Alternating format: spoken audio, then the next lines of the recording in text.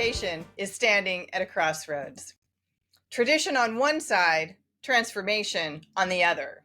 The question is, how do we lead forward? Welcome to Think Forward with Rose, the podcast for higher education leaders navigating change with courage and clarity. Here, we strip away the buzzwords and get real about challenges, opportunities, and strategies shaping the future of higher education, one candid conversation at a time. Today, I'm joined by a true force in higher education leadership, Don Rebstock, Associate Dean at Northwestern University, Pritzker School of Law. Don has spent his career shaping the next generation of leaders and advancing both legal and business education. In this episode, we'll discuss driving big change initiatives and the strategies that help students and schools move forward with confidence.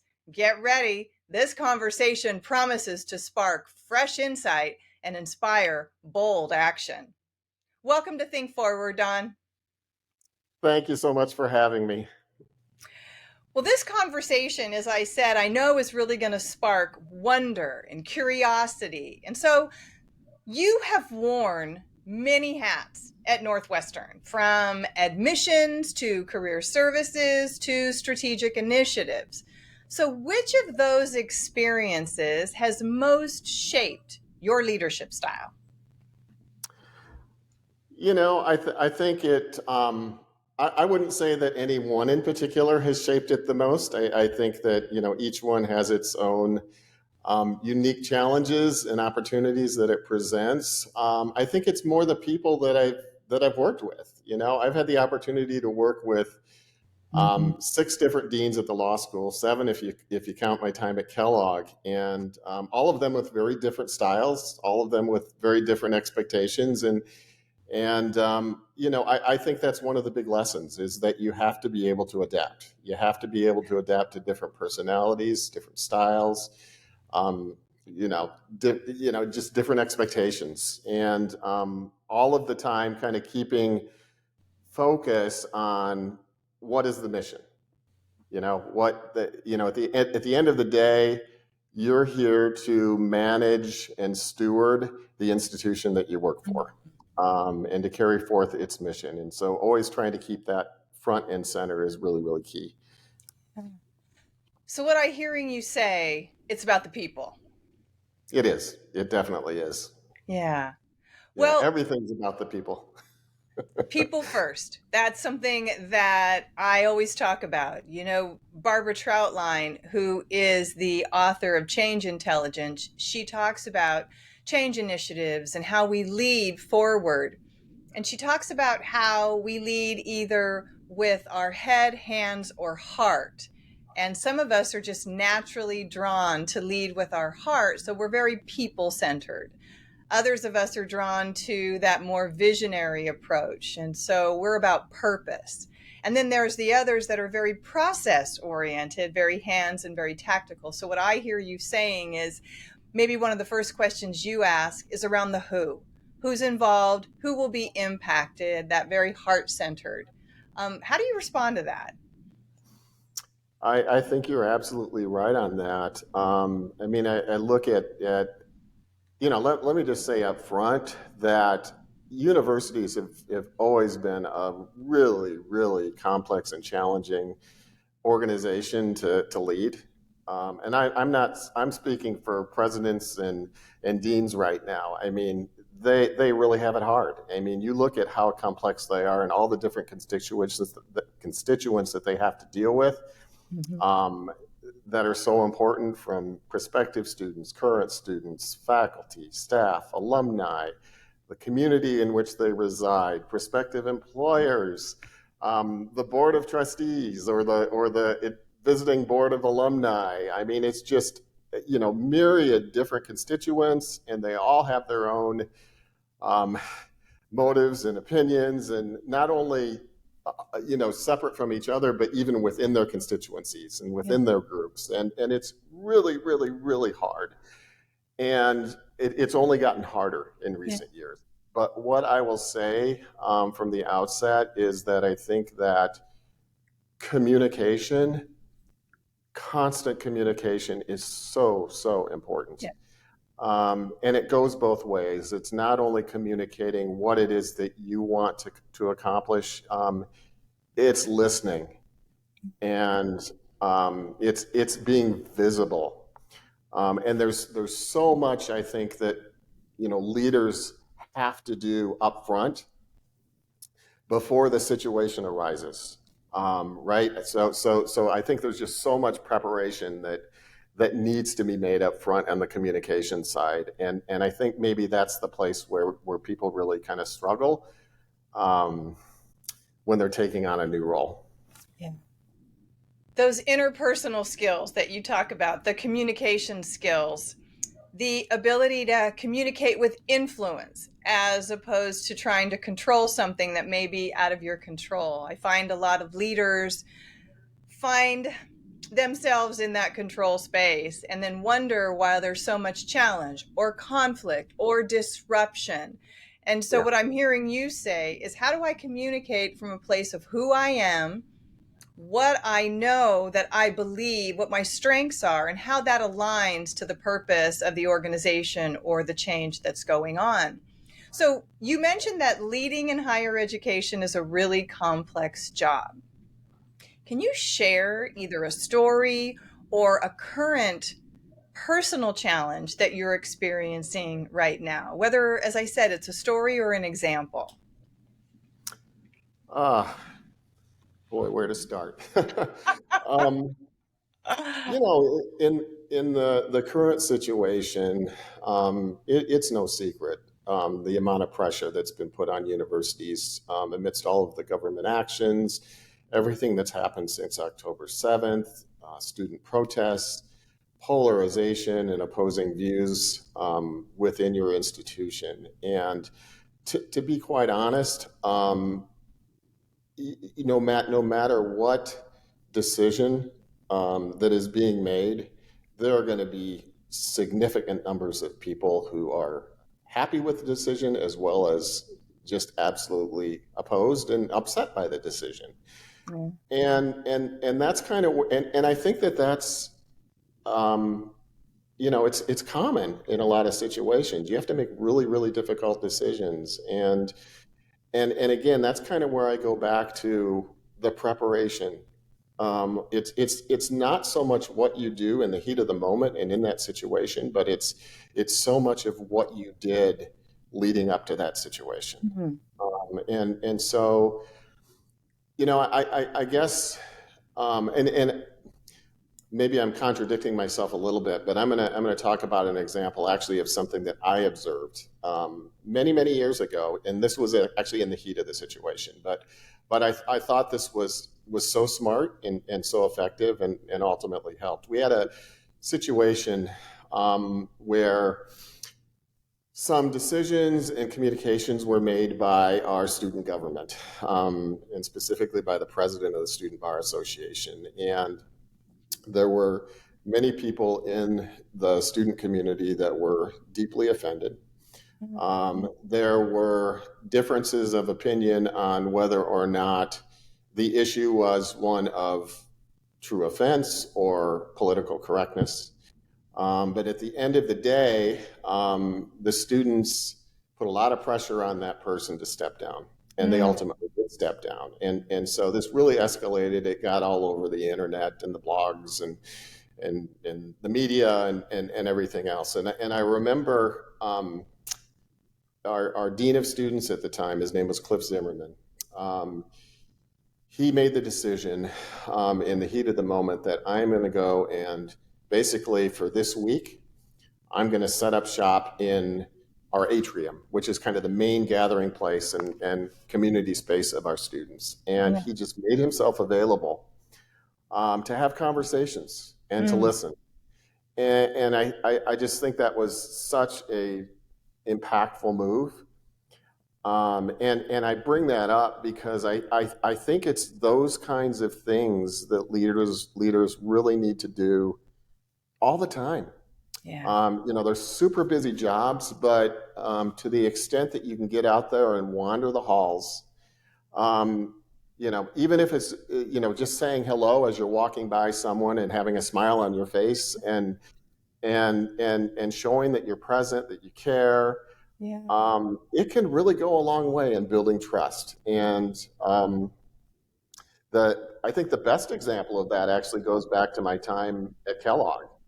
Hmm. Um, I had the privilege of working for Don Jacobs, who is just a legend in his own right. He was dean there for 25 years. He's the person who is responsible for kind of bringing Kellogg up the ranks to being one of the, if not the best business school in the world. And you would see him, you'd pass by him when you were walking through the halls. And at the time I was plenty junior in the organization, but he'd say hello. Oh. Um, and he also, we had an annual Thanksgiving meal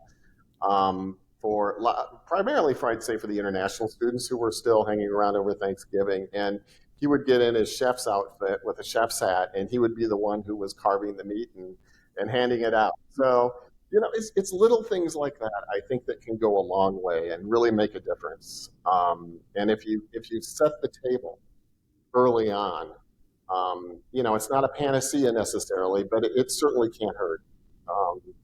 To really kind of establishing trust and relationships Yeah. and that sort of thing. That is such wonderful, wonderful advice. I'm not sure if you realize that you were giving some really great insight and some really great advice to new and emerging leaders out there. That most organizational issues are trust issues in disguise. And, first it starts with self trust. And you gave two wonderful, beautiful examples about two humans who really trusted their instincts and knew that the right thing to do was to make themselves available for listening, for collaboration, for communication. And whether we agree or disagree, at least voices were brought to the table. And the other, as you talked about, setting the table, making themselves visible, that I'm not behind a C-suite desk, that I'm out there in the open, ready to listen and learn about what's going on. Talk about modeling the way. I just think that's so impactful. And it sounds like you've had some really great mentors who may not be officially, quote, mentors, but people that you admire in terms of leadership. And so we know that as we think forward, the future of higher education is really more unpredictable than ever. As an executive coach and someone who is really a specialist in leader development with global leaders, how do you find support when you need it? Where do you find support when you need it? Uh, you're kind of getting at the point of leadership being lonely at the top, right? Yeah. I'm not at the very top, so I can't speak to that. But what I can say is that generally there are kind of pre-established networks of people who are in similar positions. So, in our case, we have the Law School Admission Council, which is made up of heads of admissions and admissions folks from law schools throughout the country. And one of the things that I often don't think that applicants realize is that we know each other. Mm-hmm. And we have relationships with one another, and we reach out to each other when we're in difficult circumstances. And that it's important to have that kind of network of people that are around you. Um, Certainly the hope is that you have a boss who you can go to, you can be transparent with and confide in. I think that's important. Um, and sometimes it's going to the people that work for you, right? Yeah. I mean, I think you have to be open and honest with them when you're struggling with something, and sometimes they're the ones who have the answer. Many times, if not most of the times, they have the answer because they're the ones who are dealing with the people on a day-to-day basis. Mhm. And so it's really a combination of a lot of people. Sometimes it's your family at home. Have talking with your wife, talking with your kids, whatever it might be, and sharing it. And you just never know where the big insights are going to come from. And it sounds like you have people in different walks of your life. You have a support system from work and that peer to peer. You also have the up and the down, whether it's a supervisor or maybe another colleague that you're working with. You have community, your home life. So it doesn't have to come from just one avenue, is what I'm hearing you say, is that you have trusted and confidentialities with people from different walks of life. So, in a sense, going back to your analogy, you've set the table for support. Well, I definitely have people that I trust and that I rely on. And I'll just say in particular that the people that work for me, I am so blessed. Yeah. And you know, the admissions person who works for me, Johan Lee, we've been working together now for I think 24 years. Mm. Wow. And our career services director, Dave Diamond, I think we've been working for close to 15 years together. Mm-hmm. And I, you know, I put a lot of trust in them. I have total confidence in them, and they're people that I can go to, and I hope they feel like they can come to me as Yeah. well. And so you just have to have that two-way communication. The other thing I'll say is when you're dealing with a really challenging situation or a difficult person, um, I mean, listening is just so important, and it's so easy to jump to conclusions and have your mind made up ahead of time, and sometimes maybe you have to. But you've got to listen, and you've got to make sure that the person feels that they're being listened to. Part of that may be reflective listening and repeating back what they're saying. Um, but they need to know that you're hearing them. And at the end of the day, I've heard it said, and I think this is absolutely true. They aren't necessarily going to remember what you said, but they're going to remember how you made them feel. That's right. And so and I let me back up. I've made my mistakes. I'm not a pro at this. It's something you work at every single day. But just trying to keep those kinds of things in mind, I think are really, really important. You need to show empathy. The chances are, if someone's really upset about something, there's probably pain behind it. There may be a personal experience either that they've had or that someone who's close to them has had that is really triggering the situation. You need to be able to admit when you've made a mistake and when you're wrong. So you've got to have that flexibility sometime as well. Yeah. So we don't know what it's like to walk in somebody else's shoes. Mm-hmm. We are perfectly imperfect humans.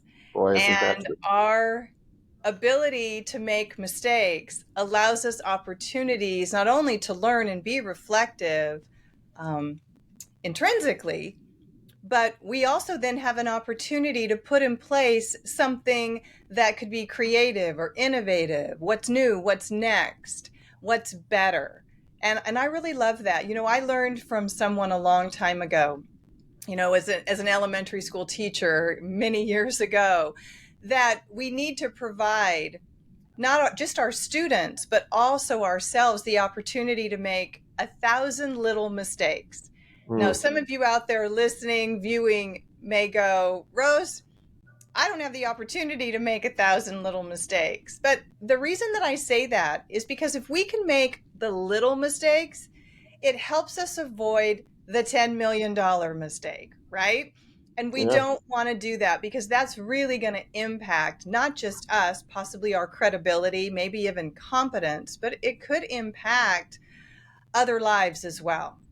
And so, as I'm leading and, as a professional, When I had a team of people that I was leading, it was, let's make mistakes. Let's talk about, what did we learn from this? What went wrong? What can we try next time? And so I want to move a little bit forward here as you talk about the active listening piece and listening for understanding. Because when we do that, we can try and quiet the automatic thought that pops into our head when we're listening, because we're so quick to think about what do we want to say next, or how am I interpreting what this person is saying? And if we can stop and just pause for a moment, and that's what I'm hearing you say. So you mentioned admissions, and you mentioned career services and the relationship that you have with both of those individuals and those departments. And so you've seen firsthand the economic pressures that really are impacting our students. And I'm sure that they've been vocal about it. Maybe your admissions and your career services department has also been vocal about it. So how should schools be addressing these realities today? Boy, that is a really tough one, Rose. I mean, the reality is that there are huge financial pressures on universities right now, and law Yes. schools and professional schools, you name it. Um, and they're real. Yes. There's all kinds of, public distrust about the rising cost of education and Mm-hmm. tuition. Um, the reality is that there are all kinds of demands and things going on in terms of why the cost has gone up, and some of that is there's been a significant increase in services that are being provided to students, Mm-hmm. and students have demanded them, and universities, I think, have listened. Yes. But it does cost. I mean, you're talking about significantly more mental health support. You're talking Mm-hmm. about improvement in health services. You're talking about, even amenities such as having fitness centers, all that, kind of go under the rubric of wellness. And then you have the issue of students, when they're making decisions, they're comparing, what does your place have that this other university doesn't, and vice versa. And so, it's, I don't, I think that universities definitely can um, make adjustments in terms of costs. There's no question about that. Any organization can. But I think that there are also, things just by necessity that universities are doing and have had to do that do affect the cost. And, um, part of it is again, it's what is the experience that the students are having while they are there? Are they getting jobs? Are they getting the career outcomes that they're looking for? So at the end of the day, I think what really matters is, how well are you preparing them? Yeah. Are you succeeding in your mission to prepare them? And if Mm-hmm. you are succeeding in that mission and they're satisfied, then I think things are going to be okay. If you're not, then you've got a problem. Yes. And I recently read that I think since 2020, 40 universities have closed down. 20 of those actually happened in the last year. Oh. And it's only getting harder now with the withdrawal of government funding and increasing of endowment taxes and all of those kinds of things. So, again, I think a lot of it comes down to communication, Yeah. right? I mean, you have to, it's important that you're communicating your values, the values of your institution, and making sure that that messaging is getting out there. It's important that you are also listening, as we've talked about before. Um, but it's you know, fortunately or unfortunately, it's a reality of where we are right now. Yeah. Education is expensive, but I think that there are some really valid reasons for why that's the Yeah. case and where it needs to be the case. And if you're going to aspire to be the best that you can be, it costs a lot of money to Yes. do it. It really does. What I'm hearing you say is students have choices. They do.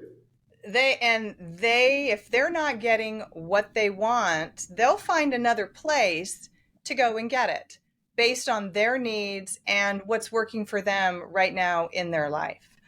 So what I'm hearing you also talk about is the traditional part of education. And we know that higher education is steeped in tradition, very slow to change.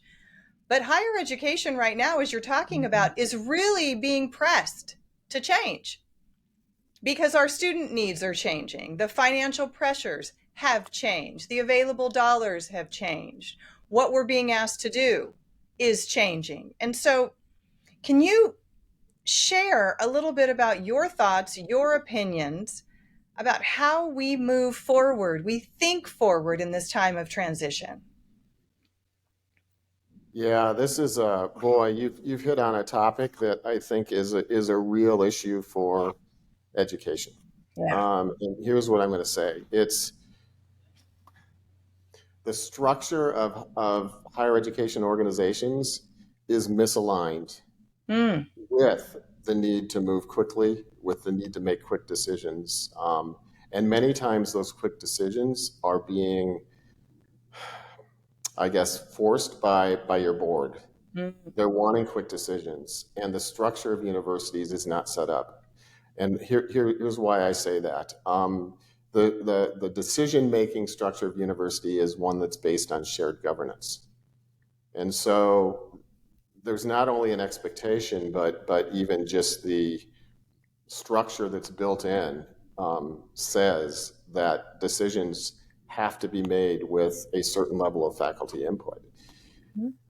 And again, do your faculty all agree? No. There are very strong opinions on both sides. So it's really, really challenging to navigate that and then to come to a decision that represents the institution. And so I, I don't know what the answer is on this, Rose, to be quite honest. But I think it's a structure that makes it really, really extra difficult to be nimble and to move quickly. Yeah. Um, Don, I don't know. That's a powerful question. I know that I just asked.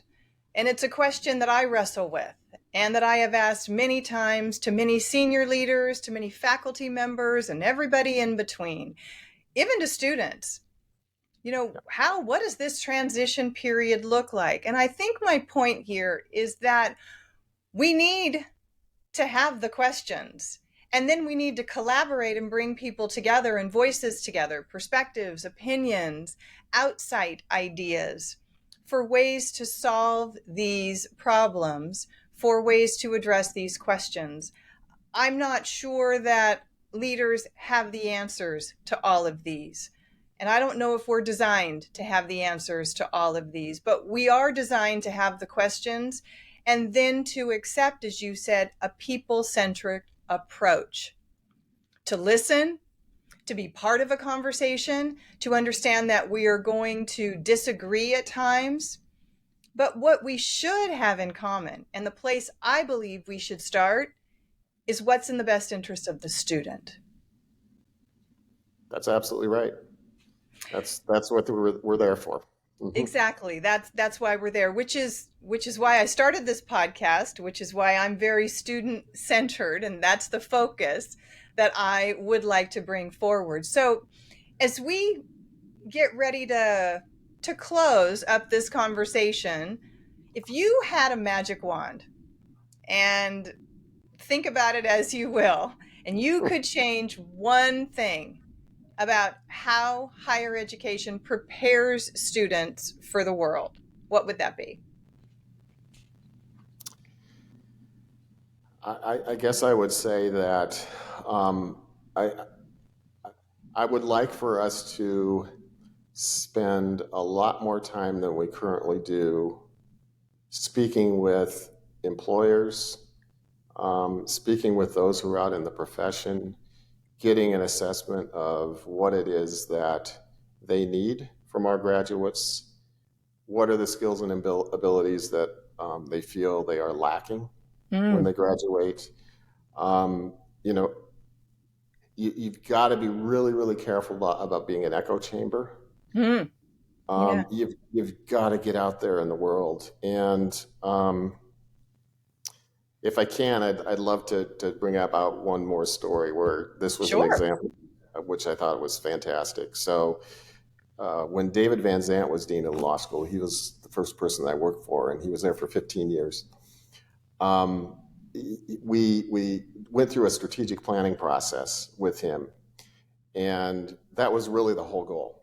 He was very, very much focused on the external and the employers, and he put his money where his mouth was. And so in that process, we set up focus groups with the managing partners of the top law firms in every major market in the US and in London. And I was fortunate enough to be able to go and sit in on all of those meetings. And, that was fascinating. And it was very enlightening. And many of the things that we learned in that and that he put forth in his strategic plan are things that we're still seeing law schools today now talking about as if they're the cutting edge, and he was a person ahead of his time. Teamwork, business acumen, all of these kinds of things that you hear them talking about, that was all there back in 2008. And the other thing that did, and this kind of goes back to the theme I was talking about at the beginning, is that yes, we got all kinds of great information from that, but the dean established relationships with the top person at super important constituents, employers of our students, by going through that process and having those conversations. Bringing the right people to the table. I hear you say networking, but the whole central theme is around people. Yeah. People having conversations, people asking the questions of what are we doing that's working and what's not working, and what are we going to do about what's not working, because we can't keep doing the same things over and over and over again, but we don't want to get rid of what's working, which is where I started this conversation, is that we are at a crossroads. Tradition, transformation.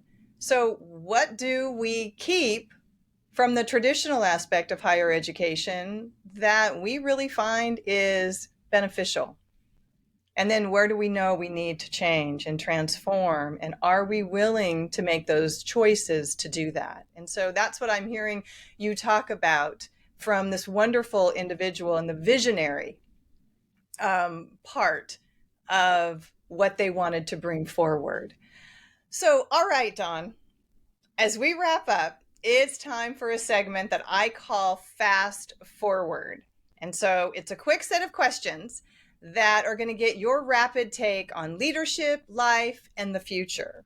Okay, so just go with your first thought as we wrap up here quickly. All right?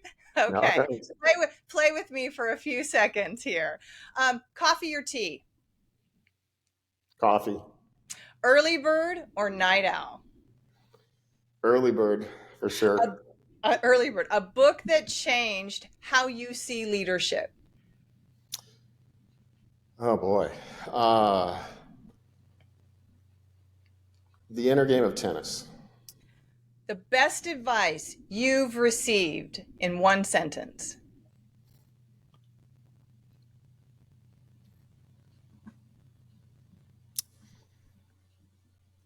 Try to stay positive. Finish this sentence. The future of higher education needs more.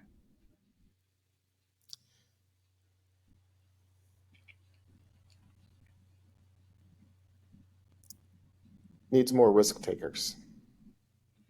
Don, a big thanks for sharing your insights and experience. And so if today's conversation has really sparked something for you, don't keep it to yourself. Share this episode with a colleague and help bring more voices, more people and perspectives into the dialogue.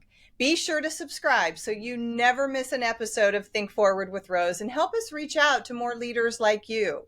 Again, this is Think Forward with Rose, where tradition meets transformation, where leaders shape the future. Don, thank you. Thank you so much for having me, Rose. It's been a pleasure.